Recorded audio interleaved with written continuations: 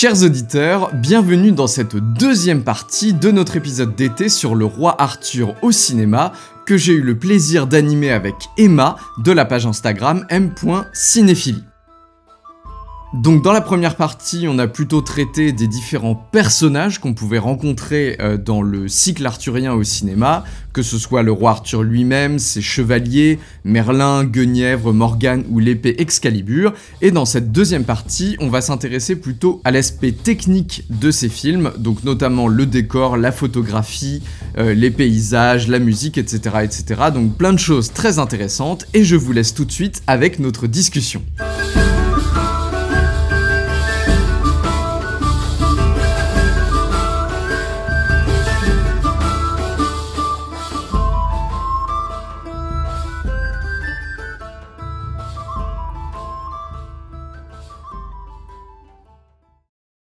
Ok, alors on a vu le roi Arthur, les chevaliers, Merlin, Guenièvre, Morgane, on a vu tous les, même Excalibur, tous les persos. Il nous reste donc à parler quand même des films eux-mêmes parce que c'est quand même des sacrés films, faut le dire. Et on est là pour ça. Et on est là pour ça. Films, Justement, on va peut-être que ce que je te propose, c'est qu'on parle des décors et de la musique. Oui. Et à la fin, si tu veux, je t'accorde, si tu m'accordes, quelques minutes pour expliquer en quoi chacun de notre film dans le top 1 vaut le coup d'être dans le top 1, tu vois. Oui. Comme ça, voilà, tu pourras m'expliquer pourquoi tu trouves qu'Excalibur c'est bien et je ne dirai rien. D'accord. Et est-ce que j'ai le droit d'expliquer pourquoi je trouve que les autres sont quand même... Oui, si tu veux. Et vice-versa. Bien sûr. Vice-versa. Ouais. Mais déjà, c'est très subjectif, évidemment. Enfin, on est sur des ressentis. Et bien sûr, ça marche pas pareil quand on les découvre très jeunes et qu'on grandit avec ou quand on les découvre plus tard. Et puis t'es une femme, je suis un homme, peut-être que ça joue aussi. Ouais. On n'a pas forcément... On a quasiment le même âge, mais... Oui, on a exactement le même âge, mais... Enfin, on est de la même année, mais... Oui, on n'a pas la même cinéphilie, en fait. Oui, on consomme peut-être pas les films de la même manière. Et, Bah toi, t'es cinéphile, par exemple. Moi, c'est pas forcément mon cas. On n'a pas la même envie ou la même façon quand on va regarder quelque chose. Voilà, moi, ça va au-delà du divertissement, par exemple, parce que c'est vraiment plus un hobby, alors que toi, t'es dans la consommation J'en regarde même très peu, honnêtement. De moins en moins, je pense, tu vois. Oui, tu disais que t'es de moins en moins habitué à regarder... Mais sauf, tu vois, le roi Arthur, ça me fait toujours plaisir d'être devant, par exemple. Il y a des films... En fait, j'ai tendance à regarder les mêmes films pour le divertissement, tu vois. Mais ça, on pourra en parler, mais au moins, là, quand même, on a vraiment des versions de Kaamelott très différentes et très marquées à chaque fois. Peut-être qu'on peut commencer par celui de John Boorman, parce que pour le coup, il est célèbre pour ça. Il a une esthétique vraiment très particulière. Il a vraiment marqué son époque. Il est vraiment... il a un statut culte. Et en partie pour son côté visuel. Donc j'ai même noté en fait qui avait travaillé sur la photographie, c'est Alex Thompson, et pour les décors c'est Anthony Pratt, et il y a un vrai travail en fait, c'est tourné que en Irlande, dans des décors naturels, et puis même c'est des décors, il y a du plateau, hein, mais sinon c'est aussi beaucoup de décors, des vrais châteaux, etc. Et c'est vraiment une claque visuelle ce film, enfin il y a des plans, le plan de... Ah vas-y, le plan qui t'a marqué. Bah direct l'introduction en fait, direct on fait waouh. Et en fait c'est vrai que j'en ai toujours entendu parler de ce film mais jamais je l'avais vu. Et j'ai regretté de pas l'avoir vu avant, mais ça démarre par une bataille, mais ça se passe de nuit. Donc on a des arbres, on a la forêt en ombre chinoise avec un feu derrière. Donc on a les chevaliers qui se battent. Une brume un peu rougeoyante. Avec derrière une brume rougeoyante. Et ça c'est magnifique, c'est vraiment sublime. Et sinon, j'ai été émerveillée par tout le travail sur le métal donc de l'épée et de certains... les lumières vertes et tout. Les lumières vertes sur les plastrons d'armure et la brume. Oui, et aussi. vraiment cette patte, alors effectivement, qui met le film directement dans une époque. On voit à quel moment ça a été tourné. Ça fait un peu rétro-futuriste, quoi, des fois. Oui, mais tout est vrai. Alors moi, j'aime ça. Enfin, moi qui suis pas du tout... Les effets pratiques. Voilà, effets numériques, j'aime pas du tout. Donc là, vraiment, j'ai été emportée par ce film-là. Vraiment. Au niveau visuel, sensoriel. Bah, c'est vrai que c'est très... Il y a même le moment, si tu te souviens, où Arthur est frappé par un éclair. Et là, ça fait très... C'est vraiment... il est dans une église avec des néons rose, magenta, tu vois. Enfin, c'est très... il est aussi connu pour les armures, tu vois, genre qui sont ultra sombres au début, ultra brillantes à la fin. On dirait de l'alu poli, quoi, tu vois. Enfin, c'est... Ouais, en tout cas, il a vraiment une identité vraiment remarquable. Ça, c'est clair. Remarquable, c'est le mot. Et au niveau musique, pareil, tu veux qu'on aborde la musique directement Bah, comme tu veux, on peut faire film par film, à la rigueur. On peut faire film par film. Ou peut-être que dans ce cas, autant comparer peut-être les décors. Et bah parce qu'on fait tous les films. Ouais, on peut faire ça comme ça. Décor, lumière, et puis après on fera les Parce que donc là, effectivement, il y a en plus un décor qui est signifiant dans l'histoire, quoi. C'est-à-dire que l'évolution du décor est calquée sur l'évolution du personnage. et limite, je trouve qu'on comprend plus avec le décor qu'avec les scènes elles-mêmes, quoi. Oui, mais c'est ça qui est beau, c'est aussi ça la narration et ça le cinéma, c'est que tout n'est pas dit dans les dialogues, dans les scènes, mais il y a aussi le temps de filmer les paysages, le temps de filmer... Mais tu vois, par exemple, j'ai trouvé que les paysages de la quête du Graal, franchement, ça faisait du bien, parce qu'en fait, ça faisait 1 heure qu'on tournait en rond dans Kaamelott, et là, avoir des grands paysages très, très ouverts, en plus avec tu sais, de la neige, du brouillard, enfin vraiment des paysages très marqués, ça fait du bien. Ces espèces de pareil de forêt un peu inextricables, là tu sais, où t'as des troncs d'arbres dans tous les sens, un peu des griffes d'arbres, ça c'est pas mal trouvé aussi. Je trouve que du coup, paradoxalement, le fait que les décors soient un gloubi-boulga de trucs historiques et fantasy, ça marche bien parce que du coup, vraiment, le tout début, ça fait vraiment presque du GN, quoi, tu vois, enfin, avec les casques en forme de bec d'oiseau et machin, enfin, c'est vraiment très cliché, mais du coup, ça fait vraiment époque inconnue, ultra exotique, tu vois, enfin... Ah oui, ça, je sais pas comment dire, ça plonge dans l'ambiance et ça ne nous lâche pas jusqu'à la fin. Non, c'est vrai. Petit bémol quand même pour les sons, pas l'accompagnement musical, mais comment est-ce qu'on appelle ça, les effets de son, en fait, tu vois. Les bruitages, ouais, franchement. En fait, les armures, elles font toc, tu vois. Et les bruitages renforcent encore ce... Ah, bruitage, tu sais, c'est ça. Ouais, c'est ça, tu vois. Tu vois, ça m'a pas choqué. Comme c'est des bruitages qui font léger, tu vois, tu sens que c'est pas une armure pesante, solide, tu vois. Oui. Et il y a d'autres trucs comme ça, je me rappelle plus à quel moment c'est. Ah oui, si, c'est quand Arthur et Lancelot se battent. Il y a des épées, vraiment, ça fait des bruits de cartoon, tu vois, genre... Ouais.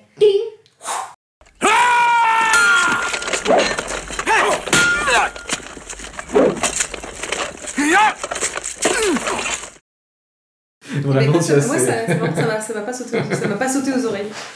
Et puis, moi, grande interrogation pour cette capote en métal que porte Merlin, mais bon, c'est un choix. En plus, ça doit pas être très confortable, je pense, quand même, non, parce que ça lui colle vraiment au crâne, tu sais. Mais voilà. Mais bon, pour moi, il n'y a pas de point négatif dans tout ce qui va être décor et photographie d'Excalibur. Non, c'est vrai. Enfin, en tout cas, c'est marqué, c'est bien. On peut critiquer, mais au moins, on peut pas enlever le fait que c'est original et que c'est bien fait dans l'originalité, quoi. Après, effectivement, Lancelot, comme tu disais, ça fait très années 90. Ah oui. Déjà, c'est brillant, c'est optimiste. Tout est propre et en couleur, en fait. Enfin, il n'y a pas de... Sauf, du coup, les méchants. Oui. Mais tu vois, Kaamelott, ça fait pas du tout le Moyen-Âge crasseux comme tu vois maintenant dans les grosses productions hollywoodiennes. C'est-à-dire que tout le monde a des beaux costumes. Oui, on n'est pas dans le Moyen-Âge cradoc. Non. Avec de la boue. Il y a quand même des belles couleurs. Quand ça se passe en forêt, c'est des belles forêts d'été. Oui, on sent que ça se passe en été. Enfin, il n'y a pas beaucoup de pluie, il n'y a pas beaucoup de boue. C'est l'été du début à la fin, ça se passe sur 2 semaines. Et pour le coup, le film que j'ai beau considérer comme étant un nanar, il y a quand même vraiment des beaux décors, même le château des méchants, là, tout en ardoise. Ah oui, ça c'est classe, ça doit être au Pays de Galles, je pense. En tout cas, je sais que c'est du basalte, non, j'imagine. Ou des ardoises, mais voilà, il y a des univers très, très marqués, il y a beaucoup de scènes de nuit, donc il y a beaucoup de feu ou de travail d'éclairage. Donc au moins visuellement il est assez agréable. Toute la scène de fin, pareil, avec la mer, le soleil couchant, elle est plutôt belle. C'est vrai que c'est un film au moins qui a le mérite d'avoir du budget là-dedans, quoi. Et je trouve qu'il y a beaucoup de scènes avec du feu. Oui, c'est clair. Et décor. Par exemple, ce qui est assez marquant, c'est que les gens de Kaamelott, ils ont tous un uniforme, quasiment. Ils sont quasiment tous habillés pareil, avec l'espèce d'armure qu'en n'est pas une, tu vois, avec un... Oui, c'est vrai que même les armures sont toutes les mêmes quand les chevaliers sont sur leurs chevaux, là. Ouais, c'est assez... Pour le coup, c'est assez bien fait. C'est avant qu'il y ait une espèce de facilité d'effets numériques. Du coup, par contre, j'imagine que ça permettait d'avoir un budget bien moindre et d'y passer beaucoup moins de temps. Mais on sent que là, c'est encore des films où il y avait un gros budget parce que tu ne peux pas faire de numérique. Donc les figurants, c'est tous des figurants. C'est pas, je sais pas comment dire. Faut bien faire un vrai décor en dur. C'est agréable, quoi. C'est des décors en dur. Et donc même si ça peut avoir le côté carton-pâte, au moins c'est un truc authentique. Non, mais c'est plutôt bien fait. Il y a quelques endroits qui ont été filmés en vrai, notamment, je crois, dans la scène du mariage qui est dans une... Je crois que c'est la cathédrale de Saint-Alban ou un truc comme ça. Tu sais, une belle verrière gothique et tout, qui est d'ailleurs magnifique. Mais sinon, où il reste, ça pourrait se passer à peu près n'importe quand. Lancelot, il est habillé d'une espèce de chemise, il est tout le temps à moitié à poil, de toute façon. oui. Bah, ouais, c'est ça, Richard Gere, il a les cheveux longs, mais pareil, c'est pas un film qui se veut historique, donc en fait, faut pas commencer à... En plus, moi, je suis pas historienne, donc en plus, moi, ce genre de choses va pas me sauter aux yeux. Il faut pas commencer à se dire ah ouais, telle épée c'est impossible. Pareil, toi qui aimes pas les flèches, qui a travaillé beaucoup sur les archers, toi t'aimes pas les flèches enflammées. Oui, mais de toute façon là c'est du... enfin, c'est pas censé être historique, donc c'est pas très grave. Là les flèches enflammées, il y en a en veux-tu en voilà. Ouais, ça c'est clair, même dans le roi Arthur de 2004 qui se veut historique. Mais c'est marrant à quel point ils ont tous leurs pattes années 80, années 90. Ouais, c'est vrai. Et dans les coiffures aussi, vraiment, dans Lancelot, ils ont tous les cheveux longs. Oui. Genre, sauf c'était la mode, sauf c'était comme ça. du coup, mais... Oui. Mais il n'a pas de cheveux, Sean Connery. Enfin, Bah, il en a encore quand même pas mal dans celui-là. Oui, c'est vrai. Mais il avait peut-être pas envie, tu vois. Il était de la vieille école, il dit non, quand même, je vais pas me laisser pousser les cheveux pour un rôle. Et encore une fois, il y a des têtes qu'on retrouve dans le casting, des gens qu'on retrouve souvent dans des films, dans des trucs d'époque. Et donc dans genre des seconds couteaux, tu pareil, veux dire. Je connais plus son nom d'acteur, mais il y a Sir Davos. Oui, mais qui est très jeune. C'est des comédiens qui, du coup, doivent bien passer en film d'époque et qu'on reprend pour tel ou tel film d'époque. Il a une bonne tête de bon chevalier sympa, quoi. Donc ils prennent des têtes bien marquées pour les méchants, des têtes bien marquées pour... voilà. Oui, c'est vrai que Méléagnan, putain, ils l'ont bien casté quand même. Il a vraiment une tête de méchant. C'est-à-dire que je pense que Arthur, au moment où c'était un de ses chevaliers, il devait savoir qu'il allait se barrer rapidement, tu vois. Enfin... Ouais, c'est très tranché sur le bien et le mal. Ouais, c'est clair. Et sinon, pour le coup, dans le Roi Arthur de 2004, là, les décors, c'est radicalement différent. C'est énormément de décors naturels. Ouais, tout de suite, il y a des plans très larges. Vraiment le paysage. On les voit sur des collines, sur toute la partie dans la montagne, dans la forêt. Pour le coup, je trouve qu'ils mettent bien l'Angleterre. Enfin, on voit bien où on est, quoi. Ouais. C'est presque un clip touristique, l'hiver, franchement. Oui, voilà, c'est ça. Mais pour le coup, ils le mettent bien en valeur, je trouve, tu vois. Ce qui dénote un peu avec tous les uniformes romains. Oui. Tu sens qu'ils sont pas... c'est vrai. Ils sont pas vraiment là où ils devraient. Ils sont loin de leur camp de base. Pourtant, tout a été tourné en Irlande aussi, du coup. Oui. Je pense que ça doit être tout le temps comme ça, parce qu'à mon avis, au Royaume-Uni, ça doit être compliqué de trouver... Je pense qu'il n'y a pas beaucoup d'endroits au Royaume-Uni qui ressemblent vraiment encore à ça, tu vois. Parce que des grandes étendues comme ça, vraiment sauvages. Le Lake District, mais à mon avis, ça doit être très compliqué d'y tourner.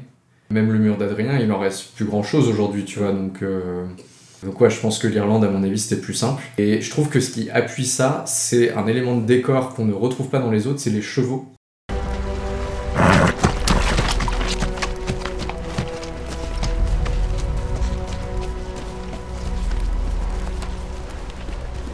Une légende dit que les chevaliers tombés à la guerre sont ressuscités en superbes chevaux. Il a vu ce qui t'attend, et il te protégera. C'est qu'en fait, dans le Roi Arthur, vraiment, les chevaux, c'est presque des personnages à part entière. Ils sont vraiment mis en valeur. Ça commence et ça finit par des chevaux. Chaque chevalier à son cheval. Et on voit bien qu'il y a une petite caresse, il y a un soin, c'est pas juste des montures... Et il y a beaucoup de gros plans sur les chevaux qui courent aussi. Je sais pas si tu te souviens, à la toute fin, par exemple, toute la conclusion, c'est la voix off de Lancelot sur des chevaux qui courent dans des steppes. Oui, il y a des plans larges, on les voit les sept, pareil, un peu en ombre chinoise. Il y a des jolies idées visuelles, ça c'est sûr. Et par contre, tu disais, on est d'accord qu'il y a un très beau travail sur l'hiver alors que c'est tourné en été. Oui, ça c'est dingue, je sais pas comment ils ont fait. Et qui est vraiment, tout ce qui est décor, vraiment impeccable. Après, au niveau des acteurs, c'est très dommage parce qu'il y a des scènes de nuit, des scènes où il neige autour d'eux, il n'y a pas un brin de brume dans leur souffle. Oui, c'est vrai. Effectivement, ça en 2004, je pense que ça aurait pu être rajouté. Parce que dans Titanic, oui, ça a bien marché. Ils le font. Mais alors, je suis sûr que James Cameron, il les a fait tourner en plein hiver. Voilà, par contre, c'est vrai que James Cameron était plus radical parce qu'il savait ce qu'il voulait. Et ça, vraiment, c'est dommage parce que moi, ça me sort tout de suite. Oui, ça dénote. Parce que, en plus, j'étais en train de le regarder avec un œil critique. Ou comme tu dis, Guenièvre qui a Guenièvre à moitié à poil. Et même les Saxons, les méchants, là, sont très en peau de bête, poil. Les Romains, pas trop, en fait. Ils ont pas de... Ils sont dans le vent, ils sont sur une scène entre deux montagnes. C'est la banquise, il y a du vent, il n'y en a pas un qui a le nez rouge, en mode j'ai le nez gelé, et ils ont les oreilles à l'air. Ils ont pas les oreilles rouges. Ça manque de... Je me mets un capuchon, une écharpe, un truc, et ça... Et pareil, dans le jeu d'acteur, on sent qu'ils ont pas froid. Parce que clairement, Keira Knightley, elle devrait être bleue. Ouais, c'est clair. Et clairement, c'est dommage. C'est dommage parce que j'aurais aimé leur dire allez, jouez comme si là il faisait moins 10. Quoi. Ils ont pas froid aux mains, ils ont pas le souffle un peu c'est vrai que ça, c'est le côté. Je pense qu'en même temps, c'est super dur, tu vois, d'être à la fois dans ton rôle d'acteur et en même temps de jouer ce qui est censé être naturel, ce que tu ressens, tu vois. Ouais, mais c'est des acteurs et ça fait tout. Mais après, ça, je pense qu'ils n'ont pas été dirigés pour ça. C'est pas la faute de chaque acteur. Mais. Ouais, c'est vrai que... C'est vraiment un bémol, je trouve. Parce qu'on sent qu'ils sont pas en train de cailler, alors qu'il y a, je sais pas, la première scène de Gladiator, en tout cas la première séquence de Gladiator, là, qui se passe aussi dans le froid. Ah oui. On ressent plus ça dans la façon dont... Ouais, c'est vrai. Bon, après, je pense que peut-être aussi que les costumes jouent, tu vois. Dans Gladiator, ils sont tous avec des grosses peaux de bêtes et tout, tu vois. Donc il y a peut-être plus un côté... Donc il aurait pas fallu grand-chose pour que ça soit plus réussi.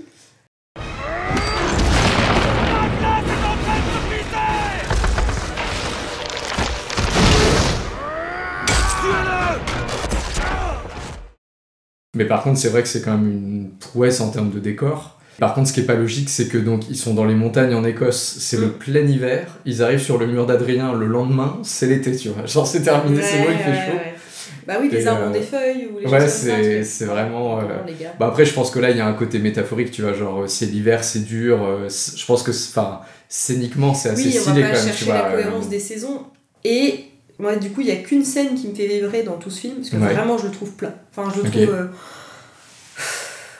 Ouais, à peine divertissant quoi, et c'est la scène du coup où là ils vont vraiment se confronter aux Saxons qui les suivent en fait, et là ils vont vraiment aller au combat corps à corps, et ça se passe du coup sur un lac gelé, et là vraiment ça apporte une tension, ça c'est malin quoi, ça c'est trop chouette. Mais alors est-ce que t'as vu le Château des Singes? Le Château des Singes? Non, tu l'as pas vu? Le Château des Singes, le dessin animé, ouais. Oui. Est-ce que ça t'a pas rappelé le Château des Singes du coup, genre la fin tu vois où... Maintenant que tu le dis, oui. Parce que c'est un peu le même genre de scène, tu vois, genre où t'as la glace qui se fissure et tout... Oui, bah du coup là, ça, vraiment, c'est le seul moment où j'ai un peu pris mon pied pendant les 10 minutes de cette scène. Bah c'est vrai que c'est vachement bien fait, tu vois, pour le coup, je me dis, en 2004, il devait pas y avoir tant d'effets spéciaux que ça, tu vois. Je pense qu'il y a beaucoup d'effets pratiques et tout, mais... oui, mais à la limite, ça marche bien, la glace qui stylé, fissure, quoi. ça marche bien, ça apporte de l'enjeu. Ouais, franchement, c'était pas mal. Bon, visiblement, l'Écosse au 7e siècle, c'était vraiment... Enfin, au 6e siècle, c'était vraiment l'Antarctique, quoi. Genre, vraiment, l'hiver, c'est... L'hiver de ouf, t'as de la glace de 20 cm. Ouais, et en même temps, t'as beaucoup de pluie, t'as de la neige, bon... Ouais, c'est vrai, ça passe. Après, du coup, il a quand même été critiqué aussi sur les costumes, parce qu'en fait, comme ça se veut historique, les Romains, ils sont habillés comme au 1er siècle, genre comme au cœur de l'Empire, alors que c'est la toute fin de l'Empire. Enfin, c'est 4 siècles après, donc normalement, ils devraient être habillés un peu différemment. Et après, bon, les chevaliers eux-mêmes, c'est... Bon, là, c'est de la fantaisie, hein, pour le coup. Oui, bah oui, on voit bien... ouais. Mais franchement, ouais, décor assez stylé, et gros big up aux chevaux, quand même, qui font tout le travail dans le roi Arthur à chaque fois, tu vois. Non, on les met jamais à leur juste valeur, et là, au moins, ils y arrivent. Et au moins, le film n'est pas d'une laideur, enfin... C'est pas bourré d'effets numériques, sinon non, là je l'aurais vraiment détesté quoi, j'aurais vraiment... C'est vrai. Bah comme le dernier Gladiator par exemple, tu vois, où... tu vois, j'ai refusé de le voir quoi. Tu vois vraiment la différence. C'est vrai que des fois, des beaux effets pratiques, ça fait quand même plaisir quoi. Ouais, et ça manque. Vraiment ça manque au cinéma d'aujourd'hui. Oui. Parce que c'est tellement moins cher de passer par le numérique, et on peut se permettre plein de trucs du coup avec des jeux de caméra, parce que du coup on fait ce qu'on veut. Alors que quand on doit faire... filmer vraiment une scène... sans effet numérique, bah là on est obligé de jouer sur le montage, etc. Donc je préfère des trucs plus maladroits ou qui font plus qu'un mais au moins des vrais trucs. Mais on peut en parler pareil, on parle Jurassic Park, Jurassic World. Oui, clairement. Voilà, de toute façon il y a un avant, un après, quoi. Au milieu des années 90, ça bascule et puis on perd un certain savoir-faire. Bah peut-être aussi que t'as quand même tu vois, comme il y a une limite technique, genre dans Jurassic Park, tu vois, les dinosaures ils sont quand même dans des contextes qui mettent en valeur un peu la peur de l'inconnu, tu vois. Tu vois pas forcément tout le T-Rex. Bah non, ça joue beaucoup sur le hors-champ, on voit et puis il y a de la pluie et tout, tu vois, enfin c'est... Et il y a des effets numériques en plus, Jurassic Park, c'est le premier. Mais il y a encore des effets pratiques. Mais c'est vrai que maintenant, même quand je pense au film de Ridley Scott, en fait, sur tous les plans hyper larges, on voit bien que c'est pas 300 cavaliers. Non. Il y en a 50 qui sont vrais, et les 300 derrière, et notre œil n'est pas dupe. Et du coup, on est moins genre, waouh.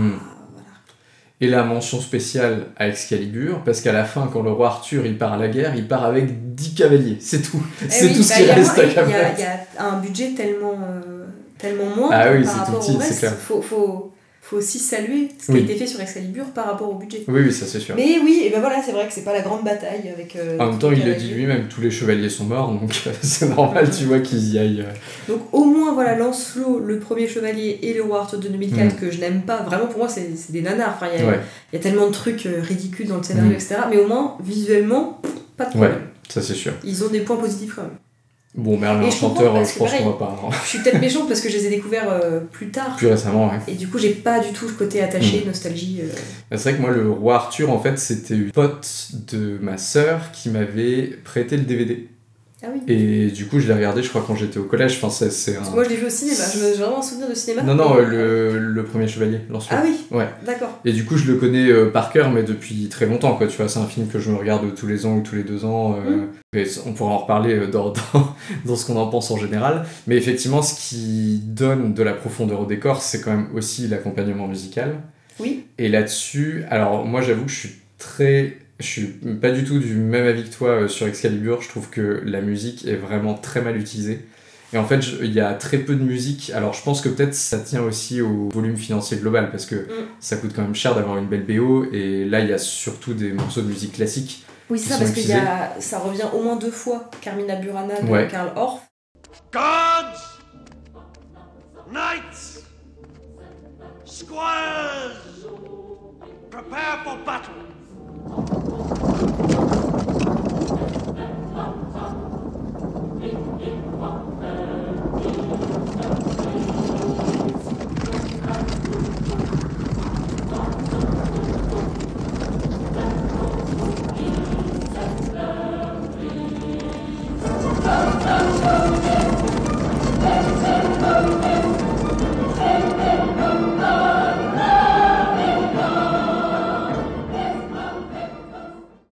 Et il y a du Wagner, de Wagner. Lohengrin, Siegfried. Parce que sinon, c'est Trevor Jones qui signe la BO de Excalibur de John Barrowman, mais Trevor Jones, là, du coup, on l'a peu.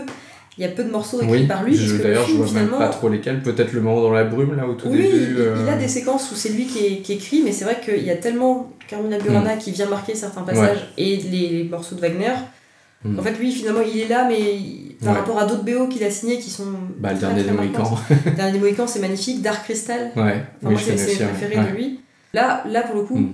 Mais du coup, l'accompagnement est vraiment. En fait, à un moment, il y en a, le reste du temps, il n'y en a pas du tout. Et il y en a que sur certains moments forts. Mais ça fait du coup. Enfin, peut-être que ça explique aussi pourquoi j'ai pas trop aimé le film, c'est que je trouve que du coup, ça fait très creux. Parce qu'en fait, t'as l'impression de voir un truc filmé, mais pas terminé, parce qu'il n'y a pas d'accompagnement musical qui va avec. Oui, c'est vrai qu'il n'y a pas une BO tout du long.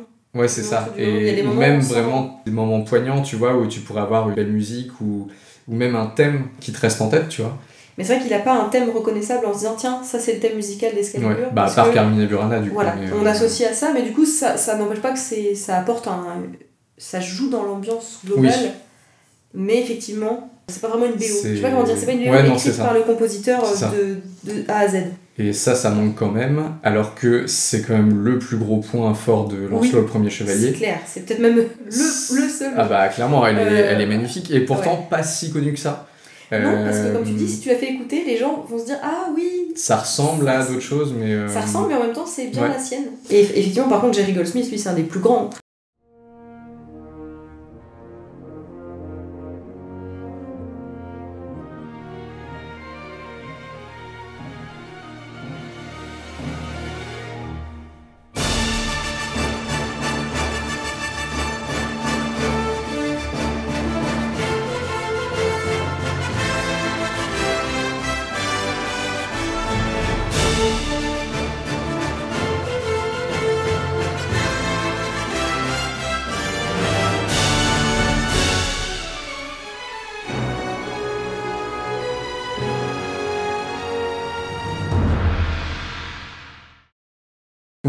Compositeur, quoi. Il en a fait tellement. Excellent.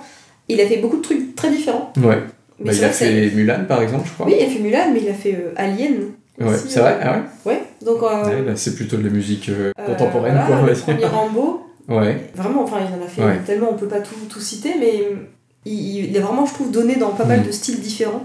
Et donc celle-là, on peut l'écouter sans problème. Mais alors pourtant, apparemment, il l'a fait en vraiment très peu de temps, parce que je crois qu'il a pris la BO au débeauté, genre il y avait un autre compositeur qui avait commencé, et puis qui a décidé de jeter l'éponge, du coup il est arrivé. Et vraiment, il y a plein de moments qui sont pas mal. Alors déjà, t'as comme le thème du roi Arthur, qui représente vraiment bien ce qu'est le roi Arthur, avec une trompette très calme, très apaisée, très sonore, tu vois, enfin, vraiment qui tient son rôle de roi, quoi.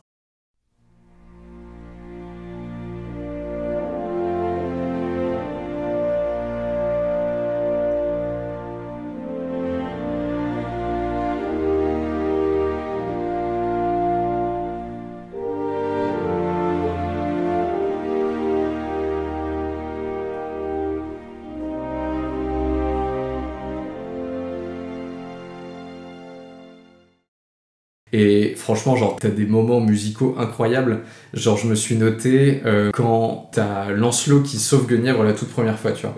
Genre, t'as le love theme à la clarinette, mais genre, il y a que la clarinette, tu vois. Et franchement, c'est une scène qui est trop belle parce qu'en gros... c'est les débuts. Ouais, c'est ça. Et il y a rien à dire, tu vois. Il y a, en fait, limite, la musique en dit plus que l'image, tu vois. Kill him.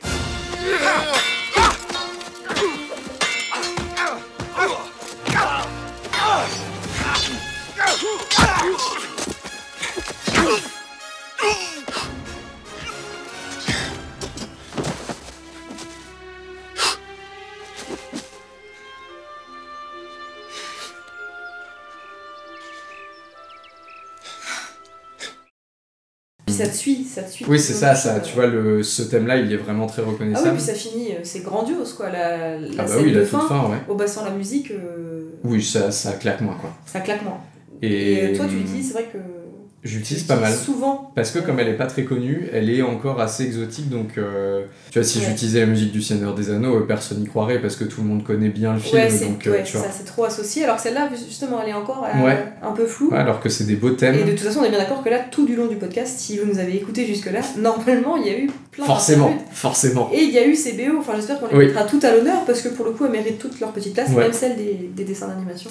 Et il y avait un autre moment que je trouvais incroyable aussi, c'est que dans la scène du vrai baiser entre Lancelot et Guenièvre, il y a le roi Arthur qui arrive comme par hasard à ce moment-là, c'est pas de bol.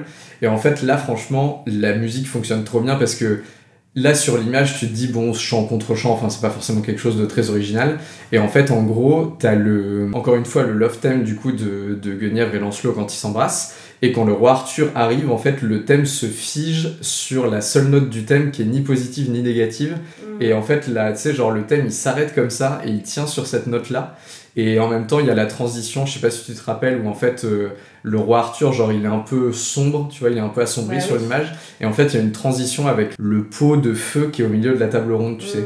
Et en fait, l'image, la transition fait que le feu est sur son œil, au milieu de l'image, tu vois. Et franchement, avec la musique, ça rend trop bien. Enfin,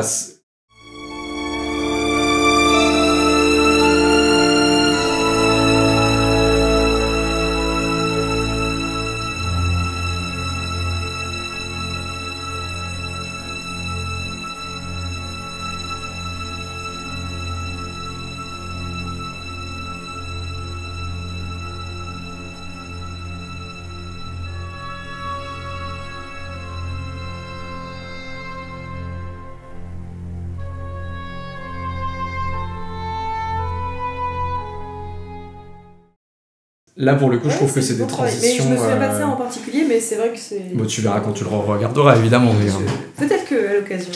Donc ça, c'est quand même parce que je râle sur ce film, mais bon, à l'occasion, peut-être que je l'enverrai. Merlin, je me rappelle pas trop de la musique, j'avoue. Merlin l'Enchanteur ? Ouais. Il y a des jolies petites chansons, mais...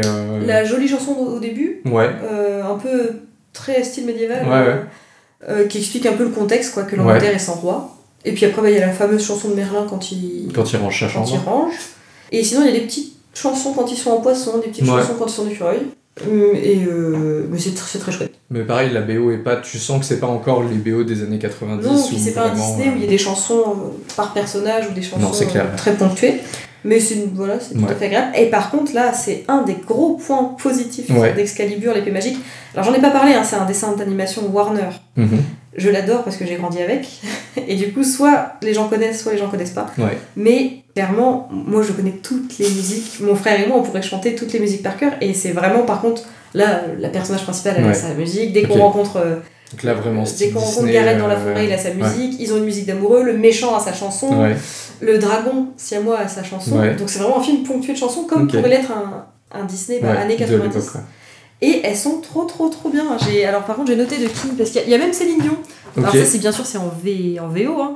Donc c'est quand même Patrick Doyle à la musique, David Foster, Ray Anthony, et il y a Céline Dion. D'accord. Voilà. Donc ce film, faut quand même l'avouer, l'animation est très moche. Alors c'est marrant parce que du coup ils avaient pas de thunes et ils se sont quand même payés un bon compositeur. Ouais, c'est fou. Enfin, je sais pas s'il était connu à l'époque. C'est un chouette dessin d'animation, mais là en rachetant adulte le DVD, et en fait c'est quasiment pas matable tellement c'est pas beau. L'animation elle est cheap au possible, c'est terrible parce que c'est. 98, bon. Donc pareil, le casting VO, il y a quand même Cary Elwes, c'est mon petit chouchou, c'est l'acteur principal dans Princess Bride, qui fait le terrible pirate Roberts qui fait Wesley. Il y a Gary Oldman, il y a même Pierce Brosnan. Dis donc. Donc voilà, mais je l'ai jamais regardé. C'est... Et alors en français quand même, il y a Emmanuel Curtil dans un des rôles principaux masculins. Le méchant, qui s'appelle Rubber, c'est Marc Alphos. Et Marc Alphos, c'est la voix de Maximus, de Russell Crowe. Cette fameuse voix, cette fameuse grosse voix de méchant. Donc on a une belle grosse voix de méchant, Emmanuel Curtil. On a un Emmanuel Jacomi qui fait le roi Arthur, mais on l'entend très peu. Mais la personne, parce que là, il fallait absolument que je le cite et que j'en parle, c'est mon chouchou, c'est Alain Chabat. Ah, c'est Parce vrai que en Dans anglais, Excalibur en fait, il y a un personnage de dragon siamois. Donc Ok. c'est Devon et Cornouailles, mais ils sont dans un seul corps, quoi. Ouais. Donc t'as Devon qui est le plutôt gros dragon Mhm. avec une grosse voix, et Cornouailles un peu plus efféminé. En tout cas, je pense qu'il a un accent en anglais. Je pense qu'il a vraiment un accent anglais très Très majordome. distingué. Et là, en français, c'est Alain Chabat qui fait les deux. Ok. Et Les deux Ah ouais Et il est trop doué. En Donc fait, il Alain change Chabat, sa voix il de fait l'un à Shrek, l'autre. bien sûr, Ouais, ça je me il fait rappelle. Shrek ouais. des années après, et il est surtout connu pour ça, Alain Chabat, dans son voxographie. Ouais. Et là, en fait, il fait les deux. Donc, il fait Devon avec sa grosse voix de dragon, et du coup, Cornouailles qui est oh là là là. Et du coup, c'est un dragon qui fait que de s'engueuler. Enfin, ils s'entendent pas, mais ils sont dans le même corps. Pareil, leur chanson à eux, elle est excellente, quoi. Mais du coup, on Et c'est chanté par Alain Chabat, du coup. à vérifier. Ah ouais. Mais du coup, là, je pense qu'on va mettre un extrait. Forcément. J'ai bien dit qu'on citerait dans le podcast, je sais pas Oui. quand, un extrait de BO d'Excalibur l'épée magique, Ouais. vraiment pour le plaisir parce qu'elle est C'est belle. le Et moment. là, je pense qu'il faudra qu'on mette aussi un extrait de cette fameuse chanson de Devon et Cornouailles. Excuse me, monsieur le donneur de leçons, mais nous ne pouvons ni voler ni cracher de feu. Oh, seulement parce que tu m'en empêches. Si je ne t'avais pas, je ferais des tas de trucs. Je rockerais avec les dinos, ferais swinguer les rhinos, je redragonnerais cette grotte en 2 secondes. Cornouailles, il crierait, car le roi dragon je serais. Si ta tête immonde n'était pas de ce monde, si je ne t'avais pas. Si tu ne m'avais pas... Si je ne t'avais pas. Pour la nostalgie, pour le plaisir, pour ceux qui écoutent et qui connaissent. Et même pour ceux qui connaissent pas, y toi, compris moi, du coup, ça te fait découvrir. Alors voilà, peut-être que c'est la gamine en moi qui parle et qui trouve ça génial. Alors, Non, peut-être mais que, il faut au contraire. mais voilà, donc gros big up pour Alain Chabat, que moi j'adore en tant que tout ce qu'il fait, enfin Ouais. pas en tant qu'acteur, réalisateur, etc., mais aussi en tant que doubleur. Enfin, je trouve qu'il fait un excellent travail. Ok. Donc voilà, donc Excalibur l'épée magique, c'est aussi un de ses points forts parce que vraiment le film, C'est sinon, vraiment le la film musique, sinon n'est pas, voilà, il faut le dire, c'est pas bon, Ouais. ça a mal vieilli. C'est vraiment Malheureusement, pour il les y en a enfants comme ça. nostalgiques qui auraient grandi. C'est dommage parce que vraiment 98 c'est le pic du dessin d'animation Ouais, old c'est le school, quoi. second âge Enfin, genre Disney. ouais. Là, on est en plein Juste dans- avant du coup Shrek et le dessin en 3D quoi, mais sinon. Bah c'est ça, on est toujours dans... Mais là, dans l'animation, Ouais. elle a dû être sous-traitée, quoi. C'est production Warner, mais c'est clairement pas des grands studios d'animation qui Dommage. nous ont fourni ça. Et c'est bien dommage.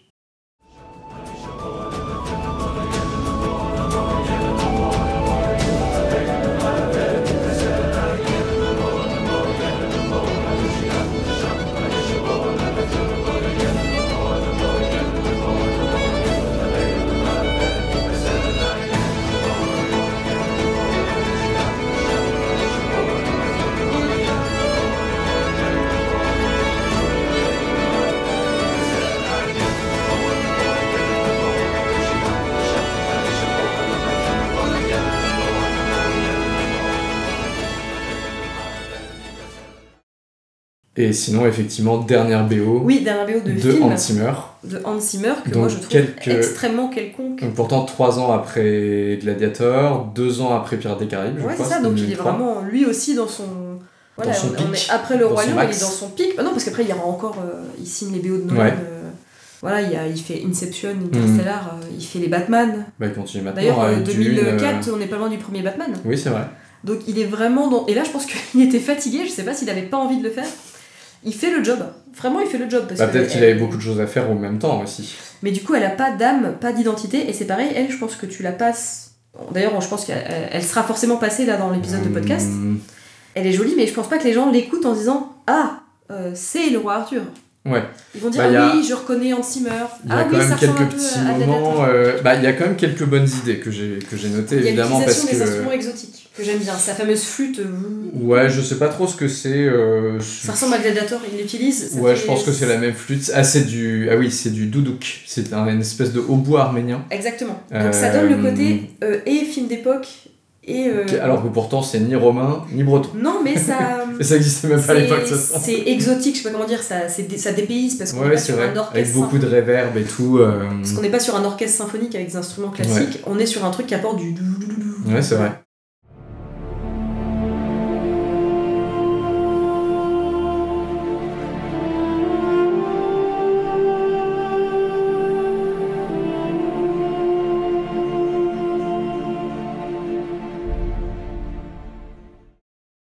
Mais c'est vrai que les deux BO se ressemblent beaucoup parce qu'il y a aussi du coup pendant la scène de sexe une voix très claire, un peu comme Lisa Gérard à la fin de Gladiator, ouais, c'est ça, un peu le même genre. Une voix chantée qui est belle, mais pareil, il n'y a pas de... Moi j'ai quand même noté une idée que je trouvais assez intéressante, c'est qu'en fait, en l'écoutant, moi je connais bien la BO pour le coup, parce que je l'aime beaucoup. J'aime bien les BO d'Hans Zimmer, mais je dois bien avouer que c'est des BO un peu répétitifs quand même. Enfin, c'est sympa d'en écouter un morceau ou deux, mais je me taperai pas forcément tout l'album. Mais là, il y a vraiment un thème, alors du coup, ça tombe bien que tu l'aies vu il y a pas très longtemps, c'est le thème du mur d'Adrien. En fait, on l'entend à plusieurs reprises quand ils arrivent au mur d'Adrien la première fois. D'accord. Quand ils quittent le mur d'Adrien, tu sais, où ils ouvrent la grosse porte là, qui est qui est tout le temps fermée parce qu'elle donne sur le nord, et du coup, tu sais, ils ouvrent avec le gros madrier en bois, et puis font un énorme cheval pour ouvrir la porte parce qu'elle est toute rouillée et tout. Donc là, t'as à nouveau ce thème-là.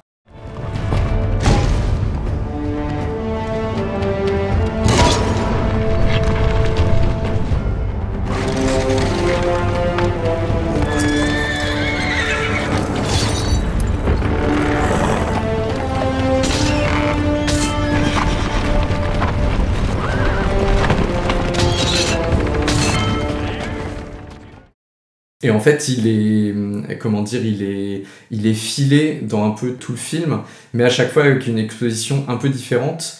En fait, il symbolise, j'ai l'impression, l'idéal politique, tu vois. C'est-à-dire qu'au début, il se bat pour Rome, et du coup, le thème est très brillant parce qu'il croit à Rome, vraiment, tu vois. Donc, et après, je crois que genre, le moment le plus triste, c'est quand il y a Tristan qui meurt, tu sais. Et du coup, là, t'as ce thème-là, mais genre un peu au violoncelle, un peu vieux, un peu usé, tu vois, où du coup, tu sens qu'ils croient plus trop en ce qu'ils font, tu vois.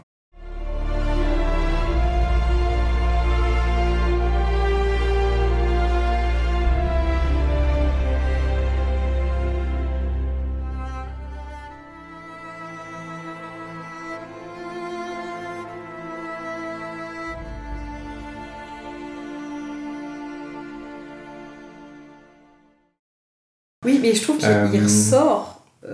Vraiment, c'est un peu Hans Zimmer qui ressort, pas ses facilités, mais. Oui, ce qu'il sait faire, quoi. Ce qu'il sait faire, quoi. Donc, dans Gladiator, en fait, elle pourrait vraiment être calquée, quoi. Oui. On sent les passages un peu tristes, on sent les passages plus épiques. Donc, c'est du beau boulot, mais en même temps. Je sais pas, je trouve qu'il a fait le travail. C'est efficace, quoi, tu vois. Efficace. Mais c'est vrai que quand tu compares à des musiques comme John Williams, Harry Potter, etc., c'est beaucoup plus fin mais en même temps, c'est des histoires beaucoup plus complexes aussi, tu vois. Là, le roi Arthur, c'est simple, il y a des méchants, des gentils, le méchant finit par triompher avec son idée de justice et de liberté, et du coup, la BO est simple comme le scénario, finalement, tu vois. Oui. C'est pas non plus... c'est ce que je dis, c'est un film qui ne fait pas rêver à aucun point de vue, quoi, ça décolle pas. Mais il est politiquement correct, en fait. Ouais. Voilà.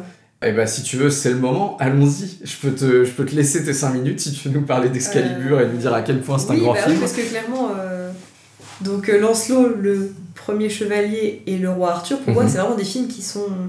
Non, c'est pas vrai, parce que Lancelot, le premier chevalier, il a un statut, quand même, il est très apprécié par les fans, parce que, justement, pour ce côté nostalgique, c'est-à-dire qu'on sait pas un chef-d'œuvre, mais c'est un film qui est resté très apprécié. Alors que le roi Arthur, vraiment, il est oublié. C'est-à-dire, les gens l'ont peut-être vu à sa sortie, mais c'est vraiment pas un film. Personne ne se roule dessus pour ce film. Tu vois, il y a des films comme ça qui marquent, qui deviennent... lui, mais personne... Si, toi, j'étais surprise même que tu me dises que c'est un de tes films préférés, parce que lui, vraiment, il est oubliable, parce que les gens font non, c'est pas bien, non, c'est pas bien. Et puis, justement, il n'y a pas ce côté nostalgique, parce que comme il n'y a pas l'humour, il n'y a pas... Je sais pas, ça manque d'âme. Donc, je suis navrée du coup, mais c'est vrai que moi ils sont pas dans mon cœur. C'est pas grave, je restaurerai cette dignité juste après. J'adore forcément les deux dessins d'animation, mais pareil, c'est. Oui, là c'est plus pas pour les mêmes raisons, et il y a vraiment le côté nostalgique, et puis des répliques qu'on sort souvent. Voilà, moi Madame Mime, je l'imite souvent, enfin voilà, c'est une bonne méchante.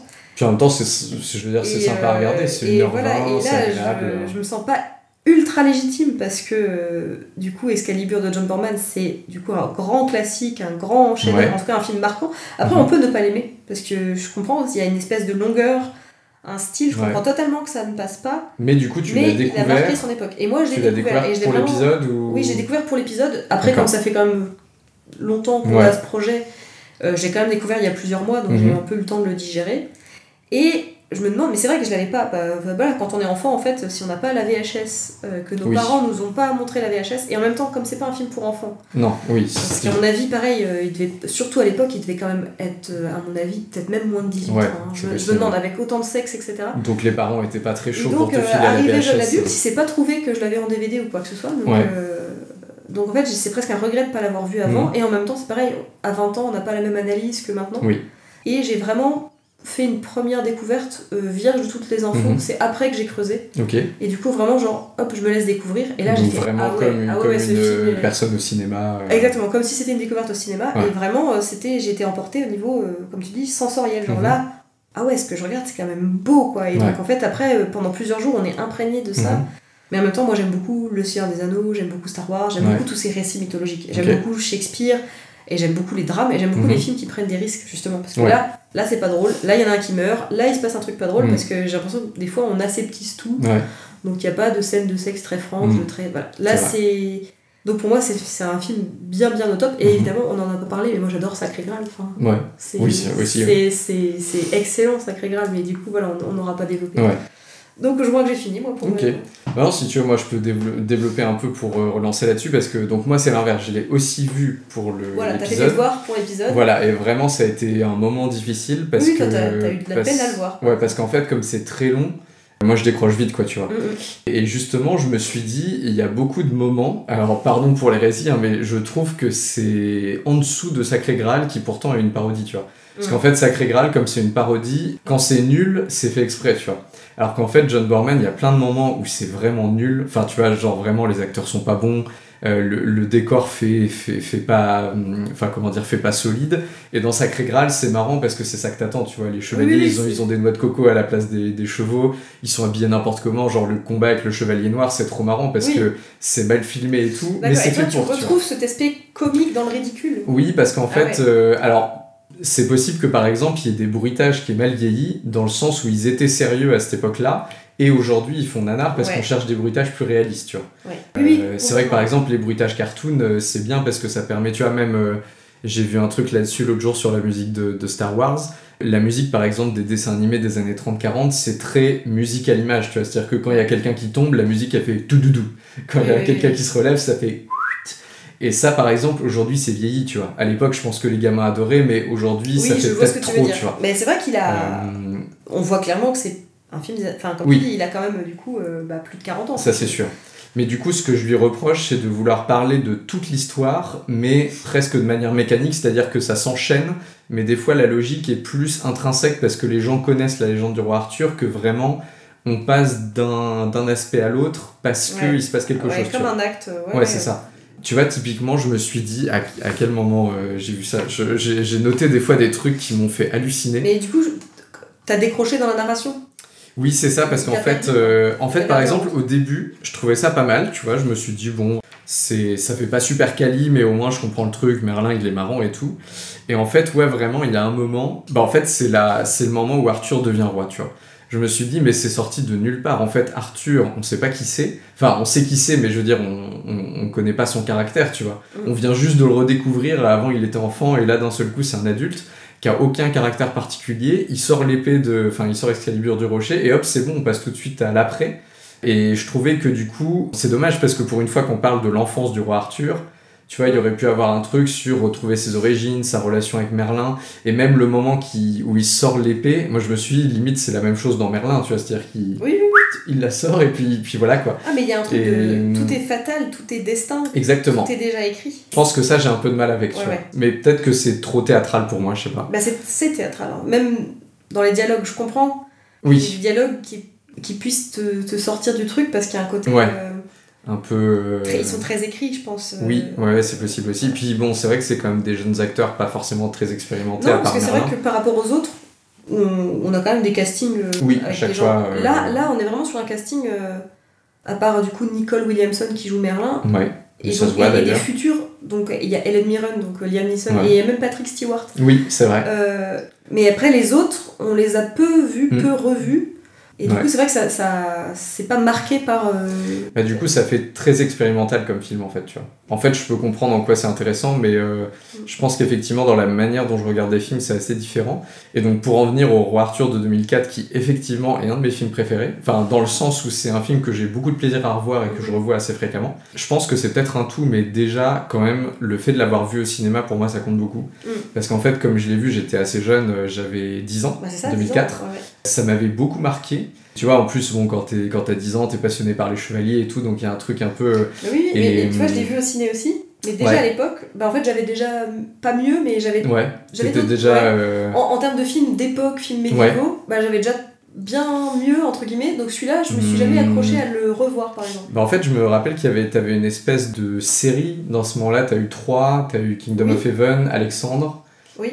Qui étaient tous un peu dans la même vibe, tu vois. Les Seigneurs des Anneaux, qui est du coup du film historique un peu sérieux, enfin qui vraiment se prend au sérieux, avec beaucoup de budget, et ça, pour le coup, c'est un peu une nouveauté quand même, tu vois. Dans le film, c'est qu'il se prend au sérieux, quoi. Mais tu vois, c'était vraiment un blockbuster historique dans le sens où t'as un budget énorme pour représenter une histoire qui se passe dans le passé.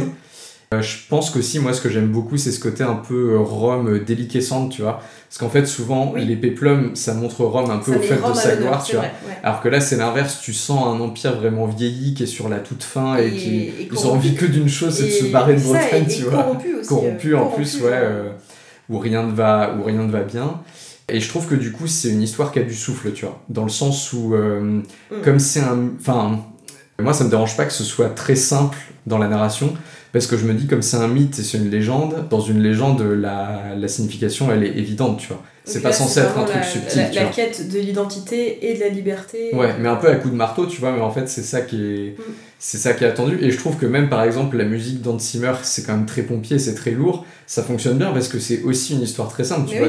Mais même dans Braveheart, il y a des passages drôles. Ils se permettent des moments un peu plus où ils montent leurs fesses. Des passages dans le Roi Arthur aussi, hein. Tu vois, à un moment, il y a un mec qui est en train de prier et le chevalier, il lui dit est-ce que ça marche vraiment, tu vois, il se moque de lui en faisant exprès de faire la même chose et il dit ça marche pas, mais peut-être que j'ai mal compris, tu vois. Il film en crise existentielle, genre est-ce que c'est Dieu, est-ce que je crois pas. Oui, Clive Owen, il est pas très marrant, c'est sûr. Mais je trouve que ça marche bien parce que le Roi Arthur, c'est pas un punk non plus, tu vois, enfin, c'est un mec sérieux, tu vois. Et puis quand même aussi, il y a autre chose, mais ça, je pense que c'est vraiment une question personnelle. Moi, je trouve que les paysages donnent tout au film, en fait. Tu vois, c'est un cadre où vraiment... En fait, j'aime bien le fait qu'ils ancrent la légende dans un paysage ultra, romanesque, tu vois. C'est-à-dire que là, c'est quand même des grandes collines, des océans d'herbe et tout. 80% des scènes, c'est en extérieur, de toute façon.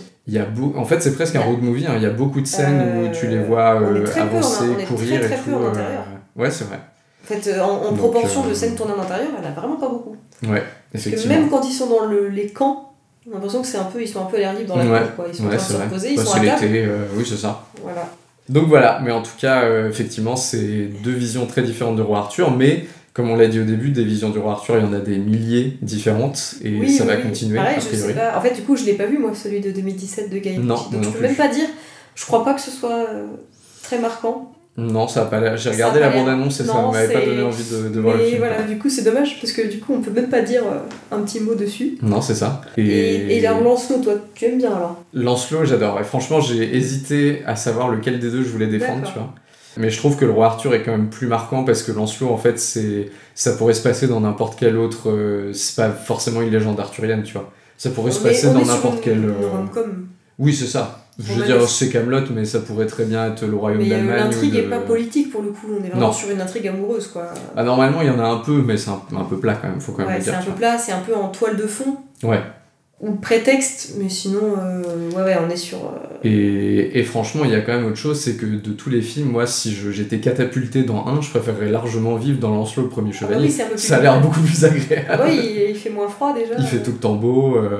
Mais je pense que même, tu vois, par exemple, moi j'adore l'Écosse, les paysages d'Écosse. Donc je pense qu'il y a des trucs comme ça aussi, tu vois, qui résonnent, quoi.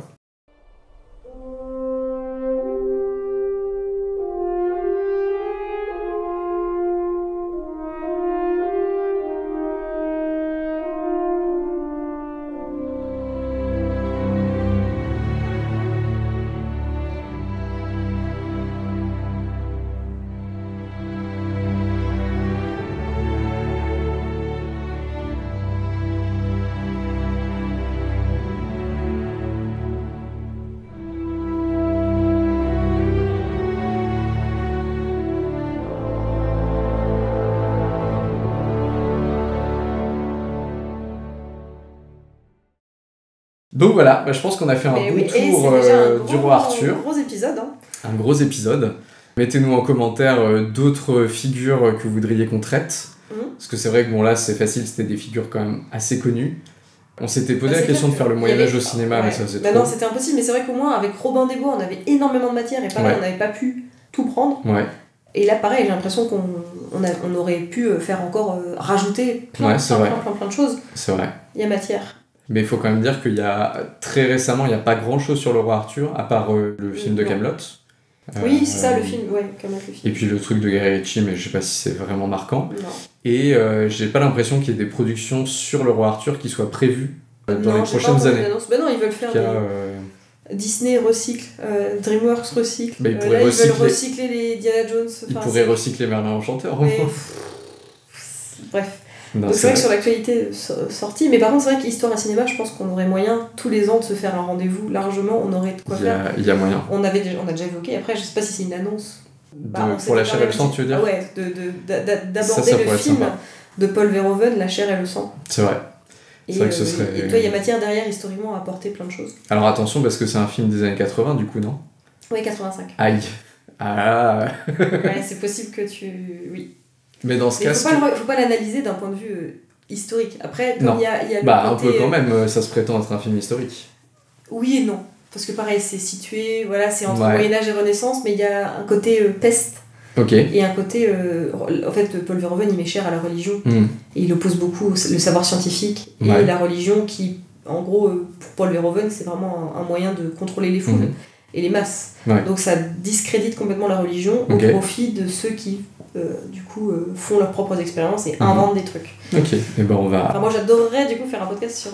si jamais les auditeurs sont chauds, vous pouvez également nous donner bien entendu ça d'autres... permettrait de parler de Paul Verhoeven qui moi du coup va être un de mes cinéastes préférés. C'est vrai, ce serait une bonne... Et c'est pas son film le plus connu parce que Paul Verhoeven ça va surtout être Basic Instinct, Robocop, Starship Trooper et puis plus récemment Elle, Benedetta, mais sinon ce film là c'est vraiment, entre sa carrière hollandaise et sa carrière à Hollywood. Et c'est un de tes petits chouchous. C'est un de mes petits chouchous, voilà. Ok, et on garde l'idée pour le mois d'août prochain. Et en attendant, merci à tous de nous avoir écoutés, d'être arrivés jusque-là. Merci beaucoup. Comme d'habitude, vous retrouverez toutes les infos dans la description. J'en profite pour vous dire également, vous le savez, depuis un mois, j'ai lancé une page Patreon. Si jamais vous avez envie de me soutenir, il y a également une boutique avec des produits dérivés. Bref, il y en a pour tous les goûts. Donc voilà, n'hésitez pas. Et puis sinon, évidemment, bien entendu, comme d'habitude, l'abonnement, le commentaire, le pouce, ça fait toujours plaisir et ça aide énormément. Et n'hésitez pas également, évidemment, à aller voir la page Instagram d'Emma. Oui, venez de parler sur Instagram. Elle s'appelle m.cinéphilie. Philly comme Philadelphie en fait, il y a le petit jeu de mots. Avec 2 L du coup. Voilà, cinéphile et Philly parce qu'il y a un petit lien avec Rocky. Donc pareil, moi c'est une page Instagram cinéma, venez discuter cinéma et venez aussi mettre vos commentaires ou nous dire ce que vous avez pensé de l'épisode, qui est vraiment du coup différent de ce que tu proposes d'habitude en fait. Tout à fait. On profite de ton expertise cinéma pour élargir un peu les horizons. C'est ça, plus tranquille, plus... Donc voilà. Il y a moins le fond historique hyper sérieux que tu donnes à tes épisodes qui sont vraiment très qualitatifs, faut le dire. C'est une manière de voir les choses un peu différentes. En même temps, là on parle de film, donc c'est pas vraiment de l'histoire non plus, donc ça justifie qu'on prenne un peu de hauteur. Donc voilà, donc merci de t'arriver jusque là, parce qu'à mon avis là on est bien sur... on est bien si on rajoute les musiques, on est sur... Il y a moyen, à mon avis. Eh bien merci à tous. Merci, au revoir. Et à la prochaine.